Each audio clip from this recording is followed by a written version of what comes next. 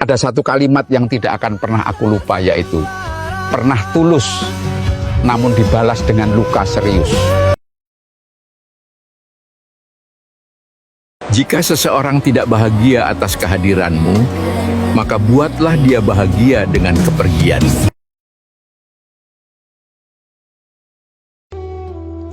Kalau dia kembali sama kamu, jangan pernah lupa gimana dulu dia ninggalin kamu. Wisdom metafisik, aneh tapi nyata.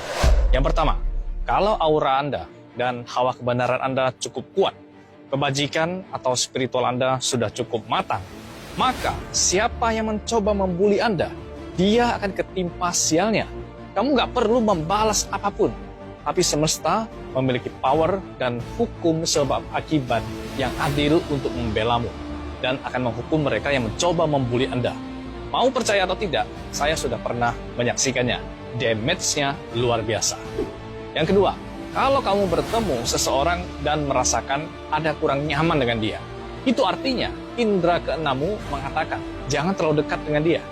Yang ketiga, kalau kamu merasakan seseorang itu tidak senang dengan Anda, maka bisa saja betul, memang dia benar-benar membenci Anda dan indera keenam Anda merasakannya.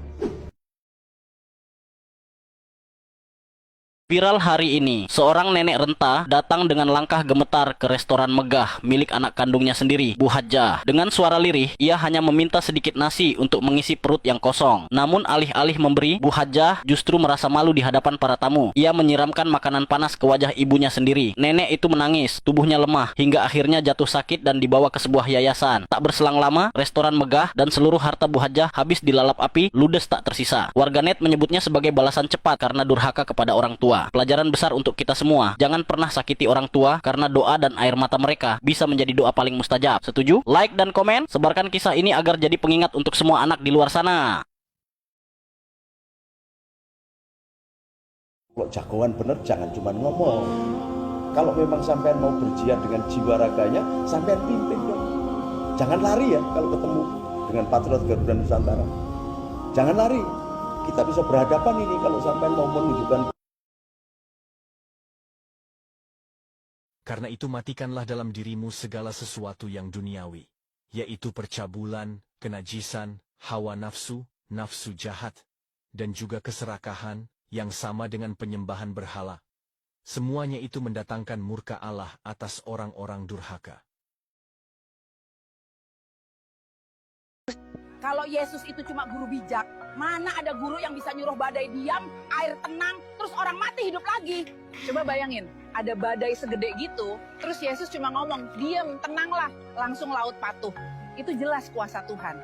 Yesus sendiri kan udah bilang, aku dan Bapa adalah satu. Coba pikir, manusia mana yang bisa ngomong begitu?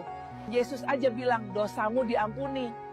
Dia berani ngomong itu, karena dia memang Tuhan itu sendiri. Dan yang paling menakjubkan tuh, dia mati, dikubur, terus 3 hari kemudian bangkit. Cuma Tuhan yang bisa lawan kematian. Jadi jangan pikir Yesus itu cuma tokoh masa lalu. Dia masih hidup, masih nyentuh hati, masih nyelamatin kita tiap hari. Wisdom metafisik, aneh tapi nyata.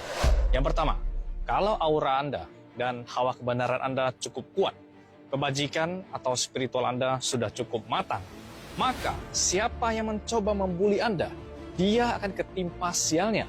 Kamu nggak perlu membalas apapun, tapi semesta memiliki power dan hukum sebab akibat yang adil untuk membelamu dan akan menghukum mereka yang mencoba membuli Anda. Mau percaya atau tidak, saya sudah pernah menyaksikannya. Damage-nya luar biasa. Yang kedua, kalau kamu bertemu seseorang dan merasakan ada kurang nyaman dengan dia, itu artinya indera keenammu mengatakan, jangan terlalu dekat dengan dia. Yang ketiga, kalau kamu merasakan seseorang itu tidak senang dengan Anda, maka bisa saja betul, memang dia benar-benar membenci Anda dan indera keenam Anda merasakannya.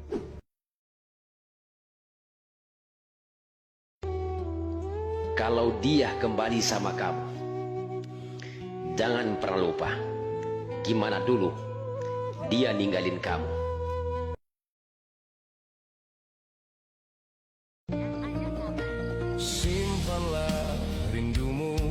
kekasihku,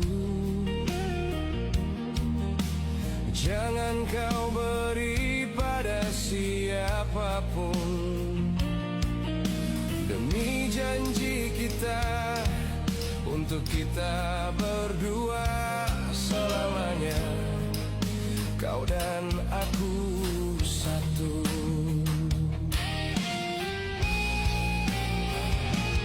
Biarlah di dalam mimpiku dan mimpimu kita bertemu, saling melepas rindu. Biarlah di dalam mimpiku dan mimpimu kita bertemu, bercumbu mesra.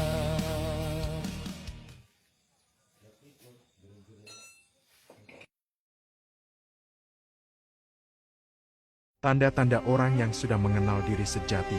Tanda pertama, kamu tidak pernah merisaukan tentang rezeki, mau banyak atau sedikit, datang atau hilang. Kamu tak pernah ambil pusing. Alam bawah sadarmu mengatakan secara otomatis, rezeki sudah tertakar, tak mungkin tertukar. Tanda kedua, kamu tidak pernah mengeluh ketika tertimpa musibah. Musibah adalah nutrisi terbaik dalam kehidupanmu. Orang-orang mungkin keheranan dengan sikapmu itu, tapi rasa nikmat dalam musibah sudah mendarah daging dalam kehidupanmu. Ketiga, tingginya rasa kasih sayang dan sifat dermawan. Hatimu sangat lembut, penuh dengan empati pada sesama, jangankan pada manusia. Bahkan rasa sayangmu itu pada seluruh makhluk ciptaan Allah Subhanahu wa Ta'ala. Juga dalam memperlakukan harta, kamu tidak pernah ingin menumpuknya, kamu lebih mementingkan orang lain, padahal kamu juga sangat membutuhkannya. Keempat, kamu tidak pernah menyimpan rasa dendam kepada siapapun. Hatimu mudah untuk memaafkan, bahkan kamu sering disakiti dan dibohongi. Sifatmu itu banyak membuat orang takjub, namun kamu menganggapnya biasa saja, sehingga hatimu terasa lapang, meskipun dihantam dahsyatnya gelombang. Kelima, kamu mudah menangis, terutama ketika merenungi nikmat-nikmat Allah yang ada pada dirimu. Sedikit saja kesalahan membuat air matamu tumpah. Mungkin orang-orang menganggapmu cengeng, namun sekuat apapun kamu menahan air mata, akhirnya tumpah juga tanpa kamu bisa menahan.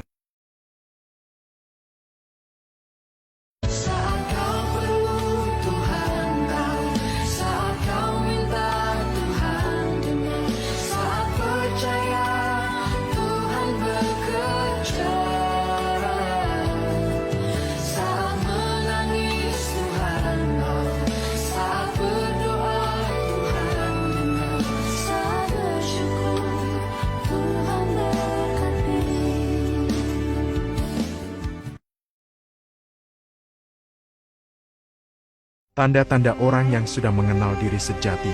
Tanda pertama, kamu tidak pernah merisaukan tentang rezeki, mau banyak atau sedikit, datang atau hilang. Kamu tak pernah ambil pusing.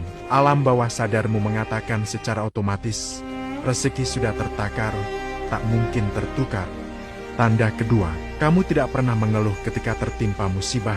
Musibah adalah nutrisi terbaik dalam kehidupanmu. Orang-orang mungkin keheranan dengan sikapmu itu, tapi rasa nikmat dalam musibah sudah mendarah daging dalam kehidupanmu. Ketiga, tingginya rasa kasih sayang dan sifat dermawan. Hatimu sangat lembut, penuh dengan empati pada sesama, jangankan pada manusia. Bahkan rasa sayangmu itu pada seluruh makhluk ciptaan Allah Subhanahu wa Ta'ala. Juga dalam memperlakukan harta, kamu tidak pernah ingin menumpuknya, kamu lebih mementingkan orang lain, padahal kamu juga sangat membutuhkannya. Keempat, kamu tidak pernah menyimpan rasa dendam kepada siapapun. Hatimu mudah untuk memaafkan, bahkan kamu sering disakiti dan dibohongi. Sifatmu itu banyak membuat orang takjub, namun kamu menganggapnya biasa saja, sehingga hatimu terasa lapang, meskipun dihantam dahsyatnya gelombang. Kelima, kamu mudah menangis, terutama ketika merenungi nikmat-nikmat Allah yang ada pada dirimu. Sedikit saja kesalahan membuat air matamu tumpah. Mungkin orang-orang menganggapmu cengeng, namun sekuat apapun kamu menahan air mata, akhirnya tumpah juga tanpa kamu bisa menahan.